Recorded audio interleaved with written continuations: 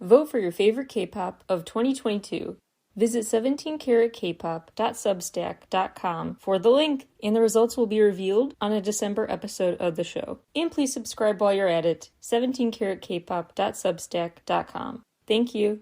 Hello everybody, welcome back to 17 Carat K-Pop. Today on the show, a quick recap of Dreamcatcher's storyline so far, and then my thoughts on the overall release, the latest addition to their discography, which I name one of the best new releases of October.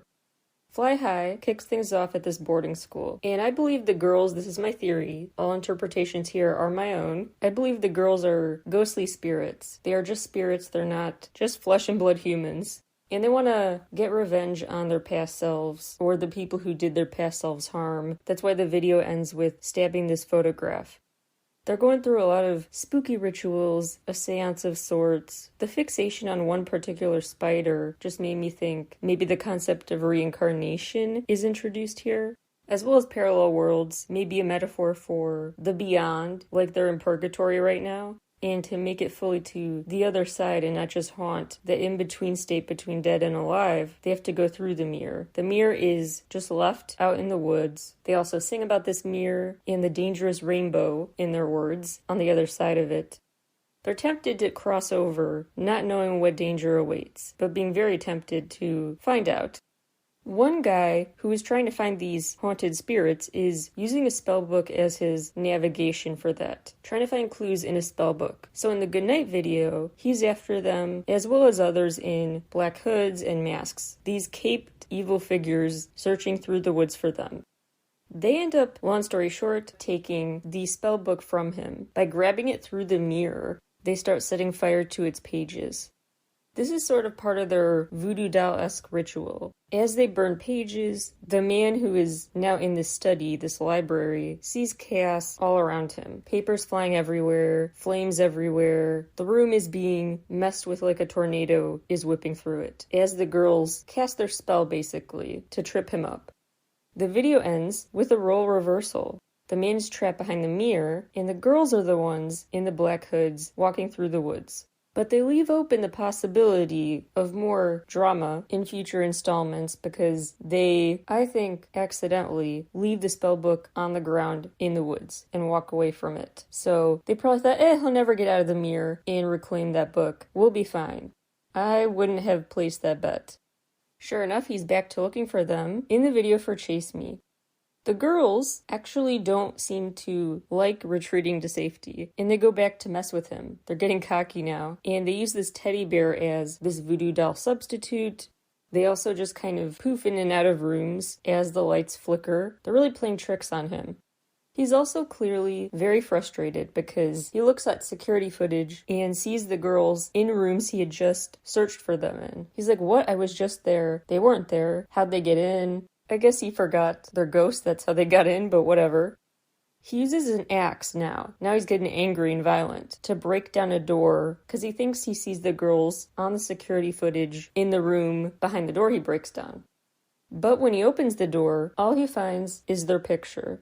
Then an eerie, music box, noise-filled scene unfolds. A slow-mo flashback of sorts to the girls just having a pillow fight. La la la, nothing to see here. Just sweet, innocent girls having a wholesome pillow fight. The drama is amped up in You and I, where there's this pentagram ritual, hands from one of the alternate worlds made out of smoke trying to grab them, hidden enemies still abound. One girl tries to take a picture of an older woman, but ends up basically petrified, like frozen by the woman's glare. There are also other people in their midst who aren't afraid to use dark magic. This is not one-sided warfare. The two biggest things about the video, though, to remember for later, are that Dami is in a globe, like a snow globe, a glass dome. And that before they can jump into the portal into another world, it closes up. They're too late. The girls have lyrics like deepened lucid dream and caught in a trap in what? Where the girl is in a room that looked like someone was doing the voodoo spells on it previously because it looks like a tornado ripped through it. Someone was messing with it. They may have thought they were out of the woods, literally and metaphorically, and came out on top, but the symbolism of this crown on fire left on the ground, that symbol indicates otherwise. The forces against them keep gaining strength, and the stakes keep getting higher now that the more ideal world they have been blocked off from, because the portal closed. Piri keeps that going. Piri means flute, and they're basically sounding the alarm, saying, hey, it's time for a big final battle, which is why this album is called The End of Nightmare. The final boss level is here, basically. They can see they're so close to defeating the evil, despite the heightened danger, that they can see it and touch it. And they see mirrored versions of themselves literally coming into focus. Yoo-hyun tries to blow the horn, sound the alarm, but black liquid starts spilling out of it, and she drops it and screams. Then later ends up seeing another version of herself upside down from her. Chaeyeon is confused. She's trying to escape, but she keeps ending up back where she started, like a maze in a loop of sorts. Handon has her own horror to deal with, a room full of clocks that start ringing all at once. That is a nightmare.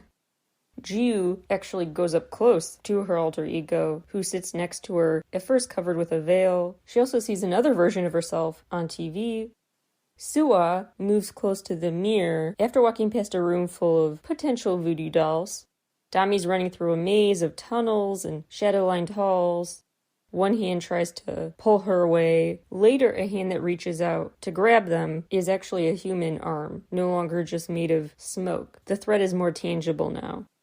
There's Gahyun in a room full of wall phones, and she looks terrified of whatever evil message someone's giving her on the phone, maybe a nod to the Scream movie there. If you also pay attention closely in that scene, you'll see a red manicured hand covers her mouth. Her hands don't have a red manicure, so that's how you know someone else snuck in and is covering her mouth, ready to kidnap her. They sing about the day I abandoned everything on Deja Vu. The smoke continues to follow them everywhere, the black smoke, but they reclaim their literal throne. The end of the video shows this throne positioned between two moons, two worlds. So they did it. They found the fusion point, the connecting hallway of sorts between dimensions. They start really reminiscing about the good old days before they felt like they had to frickin' dimension hop to survive in the Rose Blue video. Smiling, running around a grassy field. The girls fade away, though, if they try to reach out to each other after the flashback's over. At the end, they end up trapped in a giant purple crystal, one of them, and the other surrounded. Symbolic forces continue to try to silence them and just attack them in bokeh. Key symbols include the white bus with red tape over their mouths, the bow and arrow that shoots into a different scene from one location to the next, and a guy in a theater mask that looks very, very creepy. The girls officially are in hell, not heaven or purgatory in the video for Scream, talking about the day the light didn't come and how the devil eyes are here. The portal is too, though, so they can escape. It's in the hole of an old tree. Although the corresponding power for the new world that comes from that floating gem one of them was trapped in before continues to be too powerful for them to hold on to, and it eventually combusts before they can really grab it. The girls end up walking away from the tree that holds the portal in black hoods, the black hooded capes. So again, parallel worlds here, and they are mirroring the walking through the woods with the black capes scene from an earlier video. Not tons to say about Adai, just that video continues to show the members kind of take charge, flex their powers, and face counter forces. That theme continues in Because they're surrounded by the people in black cloaks again. One girl's trapped in a bird cage before throwing it off her head. They start even getting paranoid about each other being the enemy, reaching for each other's throats. They also are at one point reflected upside down, just another reminder of the parallel worlds here. Walking by a cracked mirror shows a different member's reflection in it. An apple is passed onto them through the cracked mirror. And there's another event that mirrors the earlier eras with that teddy bear. Not used as a voodoo doll again, but still notable, they're back sitting around with a teddy bear. They really step into their power and a new dimension, this time kind of a Greek goddess aesthetic, so I think now they're in heaven for Mason. But ironically, it's about climate change and the world going to heck. But they have the chance to save it, which is, what could be better than that? So, A blue portal is what shoots them down, presumably from heaven where they control things like Greek gods and goddesses up there, and now these goddesses have been sent down to handle the city in ruins. Now this is why I said, remember Dami trapped in the globe, because now she's one of the most in-control members in some sort of control room, getting people to levitate, do stuff unconsciously, all with waves of her hands. She's very take charge now, almost like her time in the globe was her charging station or something. Still working out my theory about that, but she's a very pivotal character in this plot. Cheyenne really takes charge too. A purple blast is emitted from her hand as she charges at one of these guys in a creepy mask who sits on her throne. At the end, the classic purple portal is what is standing behind them. Now in Vision, green smoke is everywhere, and it is a freaking apocalypse.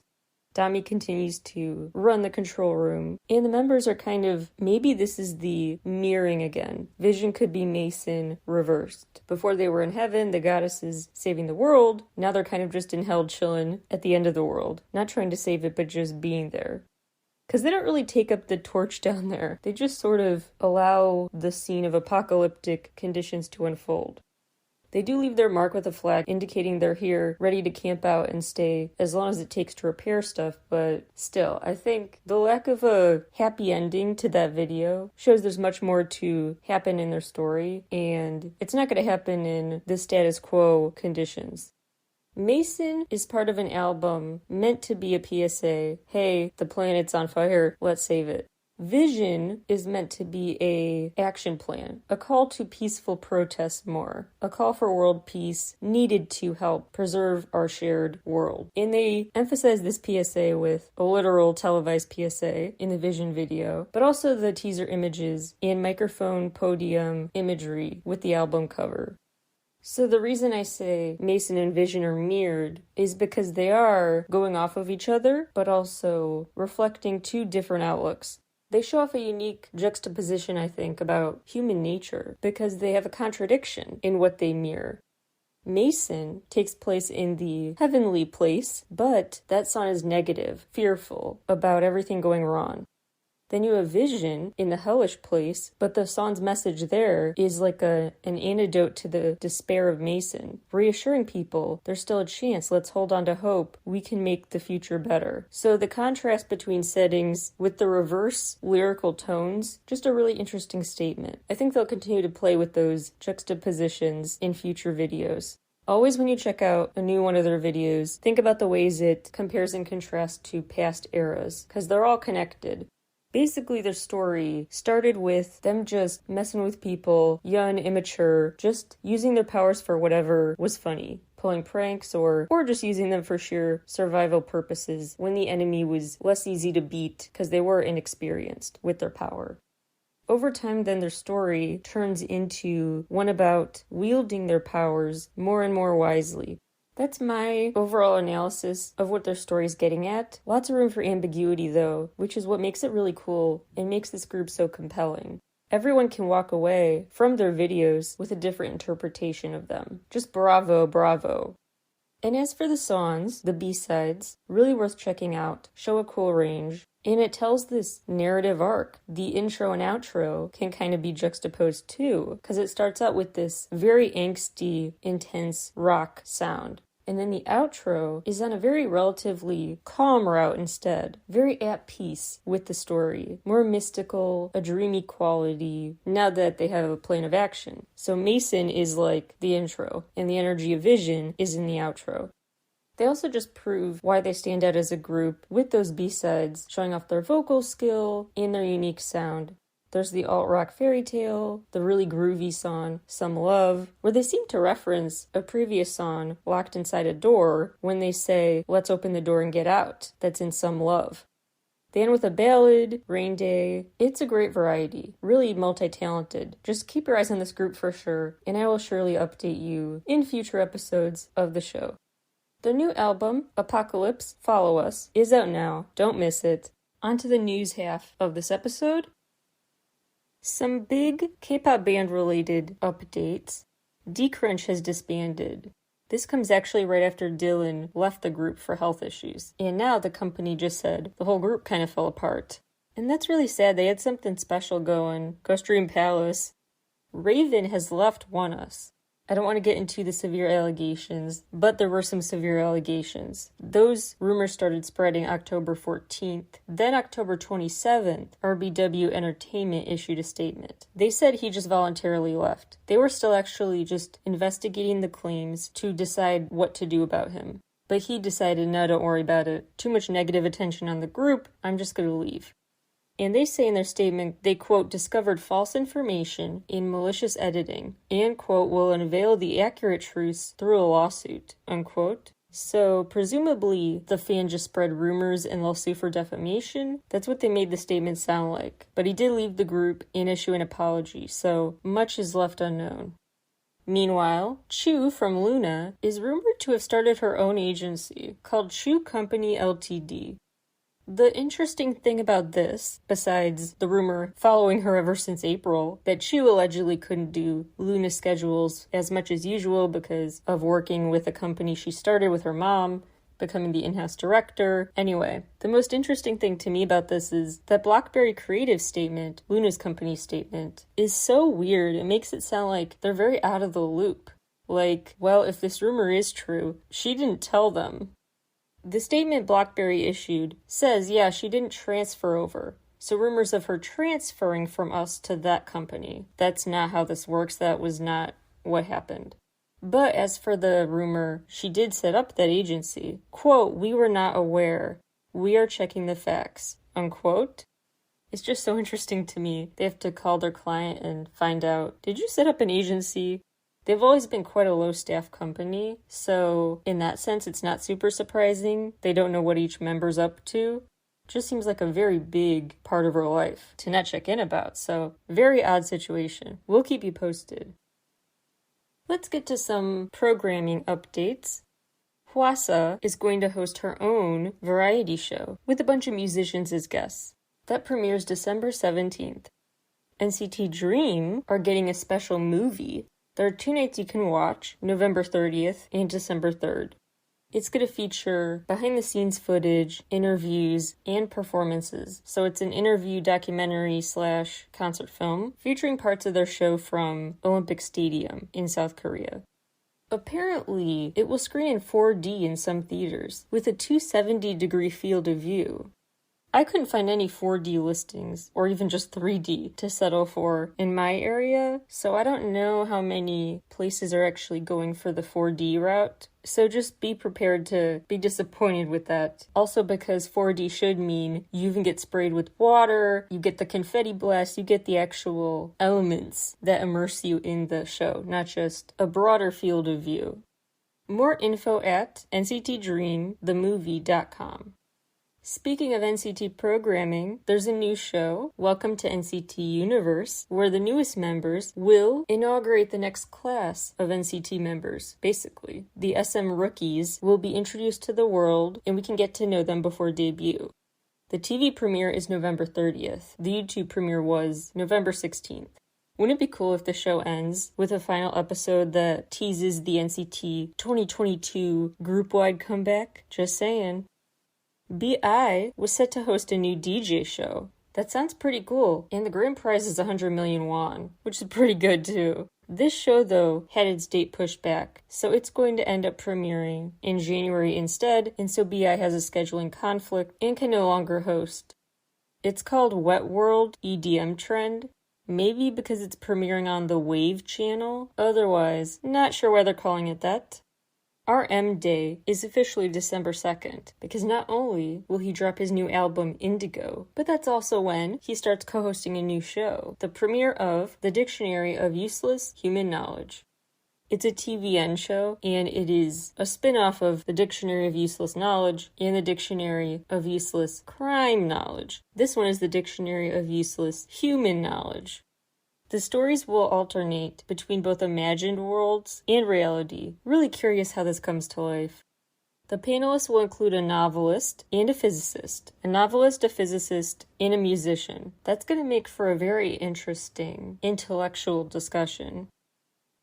Yuki from G-Idol is the MC of a new Mnet show, Mad Genius, an influencer survival show. The number of likes on a post dictates your ranking in the show.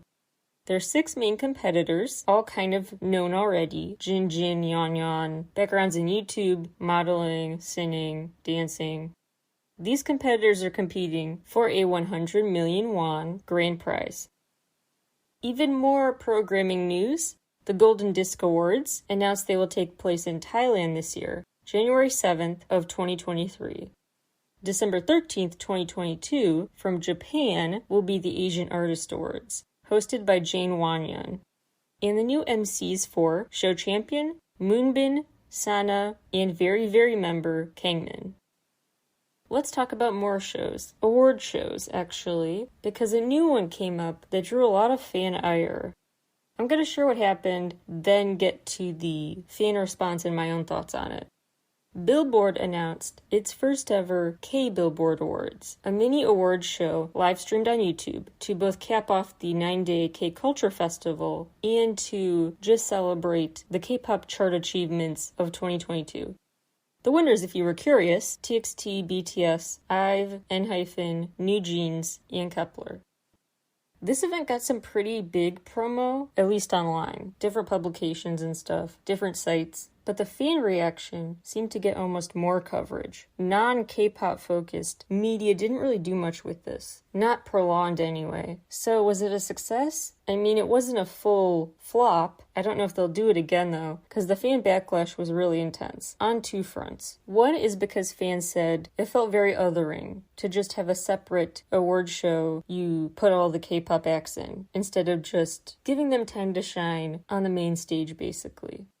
Others took issue with the way it was branded as a search for the next BTS.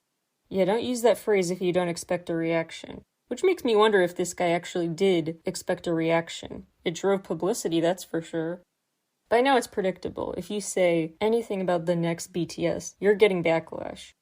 There are still future plans for this though. It may take a different form over time, and they certainly should work on the way they word the summary of the event, but future plans include in-person meetups, networking opportunities among music industry professionals. So I mean, some interesting good and collaboration could come out of this. So my thoughts about it, there are 2 main thoughts I have. So please hang in there with me. Let me explain. First of all, the first thing, the othering thing, my view has kind of shifted over time. Actually, you'll probably hear it in earlier episodes of the show from years ago. I would talk a lot about my frustration with this kind of activity, the othering, seemingly using K-pop fans for clout, knowing we can really be a force to be reckoned with, driving social media chatter, driving word of mouth, promo, basically incorporating K-pop into your stuff just to get the K-pop fans to give you free publicity. And I was really annoyed by that, but honestly, over time, I've just sort of made my peace with it because there's no perfect solution. Sometimes if they're incorporated into just the general categories of best music, fans will still say, well, you're just putting them in the show, so we'll actually watch it. Or maybe just have a performance and not have them in the main category. But if they're not involved at all, because they're relegated to a K-Billboard Awards or whatever, that's an issue too. So it's like, how much they're involved or not, they're always going to be accused of using K-pop fans, manipulating to get viewers. You know the expression, don't hate the player, hate the game? That should apply here. Hate is probably a strong word here, but don't hate the player as much as the game. The game is media companies do stuff like this. They do PR stunts, they do use fandoms for clout. That just happens, and over time I've just kind of stopped getting mad about it. It just wasn't worth my energy because it's like, look, at the end of the day, my favorite K-pop artists get a platform, and the people who truly know how to respect and appreciate the care that goes into K-pop, how it's not just a bunch of fluff, it's really substantive, interesting work on many fronts, aesthetically, narratively, etc. People who value it as an art form will seek it out, will check out this kind of award show, and the people who are like, it's not for me, okay, guess I won't change your mind. But I kind of stopped trying or worrying. The people who are invested will check out the show. So I don't have an issue with this kind of show keeping K-pop in its own corner with K-pop fans, as opposed to being something that could have a greater exposure. Because the people who like it are open-minded and will find it now. They don't need as much this kind of televised award show to give it legitimacy. I guess what I'm trying to say is the earned media is different. I used to just kind of view it as when you relegate K-pop to its own thing, that is implying the earned media is not there or being suppressed. But now I don't really see it that way.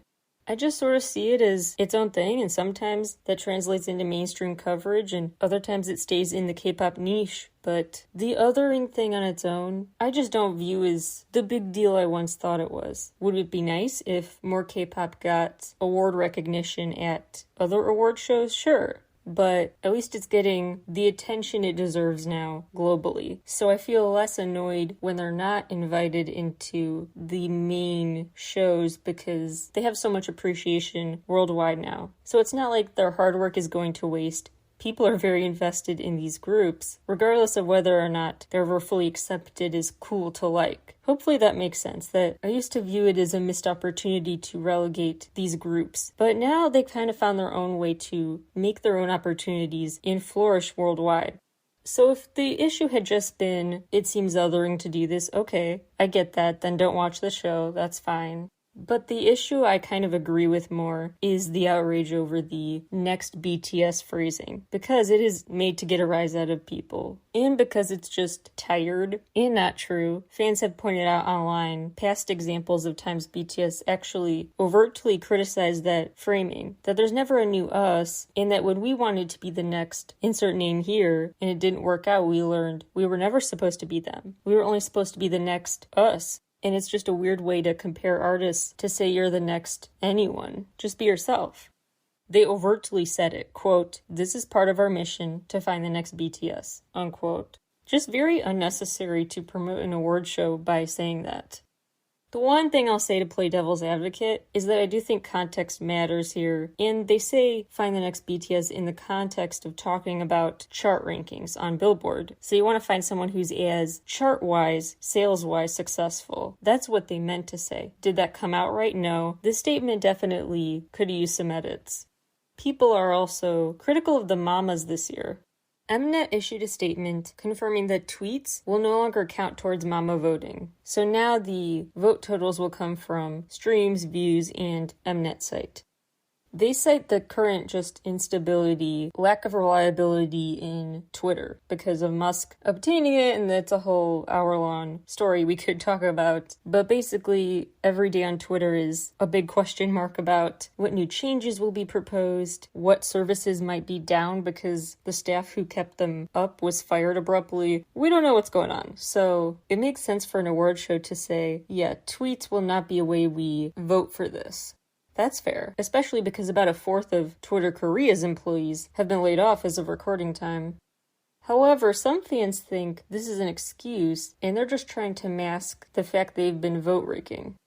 Some Super Sleuth fans say they've found irregularities in the current scoring for their faves, so they think Mama's rigging the votes, and the Musk era of Twitter is a nice, convenient excuse instead.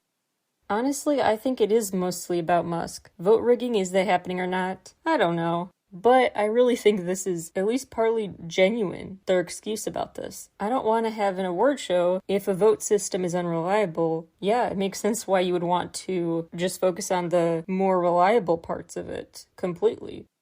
Just because it might seem possible that they're trying to cover something up doesn't mean they are. And furthermore, if the data fans can publicly obtain shows irregularities, that means the crimes they're accused of, the rigging they're accused of, is criming out in the open. I don't think they care about excuses. They seem like they're ready to own it. Like, yeah, you can see what we're doing, like it or not. And I will also keep in mind what they said, which is, quote, "Data identified as fraudulent voting during the monitoring process will be excluded from the final aggregation," unquote. So the irregularities fan spot could be irregularities pre-vetting. This isn't over yet, so of course it's in flux. So yeah, keep that in mind. It could be a multifaceted reason, but I do think it is a big reason. If a fourth of Twitter Korea staff is gone, odds are the kind of people who would be there to vet the validity of votes for any award show is gone too, or next to non-existent. Some more award show news I just want to breeze through. Remember, the Mamas are November 29th and 30th. The Genie Awards were given to Lim Yeon-woon, NCT Dream, BTS, G-Idol, Taeyeon, The Boys, Red Velvet, IVE, Tempest, DKZ, Lightsum, and TNX. Blackpink, BTS, and Jungkook for his Charlie Puth collab are all nominated for People's Choice Awards. The live show airs on NBC December 6th. And the EMA winners include 17, Lisa, BTS, Blackpink, and TXT. Thanks for tuning in today, and I'll talk to you all again very soon. Bye, everybody.